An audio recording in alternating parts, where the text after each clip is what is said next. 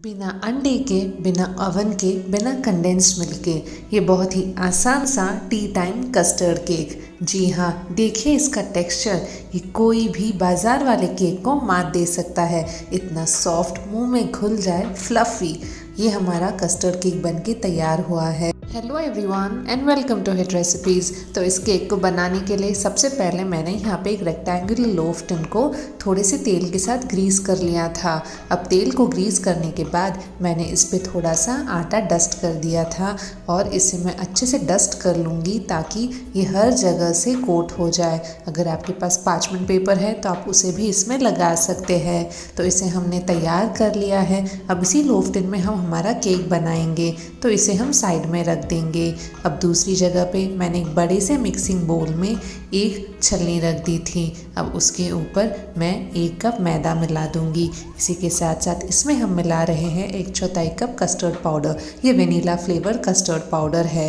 1 चुटकी हम नमक की मिला देंगे और साथ ही में 1.5 टीस्पून हम मिलाएंगे बेकिंग पाउडर।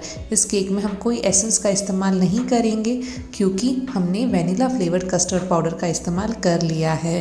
तो 1.5 टीस्पून बेकिंग पाउडर मिलाने के बाद इन सारी चीज़ों को हम स्ट्रेन कर देंगे और केक बनाने के लिए हम कढ़ाई को तैयार कर देंगे। तो यहाँ पे एक बड़े से कढ़ाई में मैंने थोड़ा सा नमक डाल लिया था। आप चाहे तो कुकर का भी इस्तेमाल कर सकते हैं। अगर आपको स्टैंड लगे तो आप स्टैंड डालिएगा और फिर इसे कवर कर दीजिएगा। मैंने एक बड़ी सी कढ़ाई से इसे कवर कर दिया था और इसे प्रीहीट करूँगी मीडियम लो फ्लेम पे 8 से 10 मिनट तक। तो इसे प्रीहीट करने रख दिया था और फिर एक ब्लेंडर जार में मैं मिलाऊँगी आधा कप जितना शक्कर।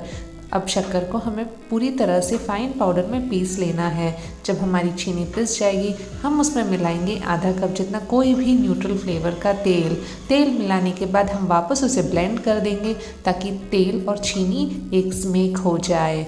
अब इसमें हम मिलाएंगे आधा कप जितना दूध, जिसे हमने पहले ही गर्म करके रूम टेम्परेचर पे ठंडा कर दिया था। तो दूध मिलाने के बाद हम एक और बार इसे ब्लेंड कर देंगे ताकि ये पूरा मिश्रण स्मूथ हो जाए। अब इस मिश्रण की कंसिस्टेंसी कुछ इस तरह की होगी, देखिए। तो ये परफेक्ट कंसिस्टेंसी है। अब इस मिश्रण को हम हमारे मैदे में मिला देंगे। तो सारे मिश्रण को मैं हमारे ड्राई इंग्रेडिएंट्स में डाल रही हूँ और इसे पूरी तरह से हम मिक्स कर लेंगे। ध्यान रहे हमें इसे ओवर मिक्स भी नहीं करना है। जैसे जैसे आप इसे मिक्स करते जाएंगे वैसे वैसे आप देखेंगे कि मिश्रण थोड़ा सा गाढ़ा है, इसमें थोड़ा मॉइस्चर चाहिए। तो मैं यहाँ पे मिला रही हूँ 2 टेबलस्पून दूध। दूध मिलाने के बाद मैं इसे एक और बार मिक्स कर दूंगी और फिर आप देखेंगे कि इसमें परफेक्ट रिबन कंसिस्टेंसी आ गई है। थोड़ा सा गाढ़ा ही रहेगा हमारा बैटर ताकि हमारा जो केक है वो अच्छे से बन पाए। तो देखिए जैसे जैसे मैं मिला रही हूँ थोड़ा थोड़ा मॉइस्चर आ रहा है हमारे बैटर में और बैटर की कंसिस्टेंसी कुछ इस तरह की होगी। अब इस बैटर में आप चाहे तो टूटी फ्रूटी भी मिला सकते हैं, ड्राई फ्रूट्स भी मिला सकते हैं, बट मुझे प्लेन ही पसंद है तो मैं उसे इसी तरह से प्लेन हमारे तैयार किए हुए पैन में ट्रांसफ़र कर दूंगी। सारे बैटर को हमें ट्रांसफ़र कर लेना है और फिर हम उसे स्मूदन और लेवल आउट कर लेंगे। अगर आप चाहें तो इसे कुकर में भी बेक कर सकते हैं, बस कुकर की सीटी और रिंग निकाल दीजिएगा। बैटर को लेवल अप करने के बाद हम इसे 1-2 बार टैप कर देंगे और फिर हमारे प्री हीटेड अवन में इसे डाल देंगे। अगर आप चाहें तो एक्चुअल अवन में भी इसे बेक कर सकते हैं 180 डिग्री सेल्सियस पे लगभग 35 से 40 मिनट तक। अब मैं इसके ऊपर वो लिड डाल दूंगी और इसे लो फ्लेम पे 35 से 40 मिनट तक हम बेक करेंगे, जब तक कि कोई नाइफ या फिर कोई टूथपिक जिसे हमने इंसर्ट किया हो वो पूरी तरह से क्लीन बाहर ना आए।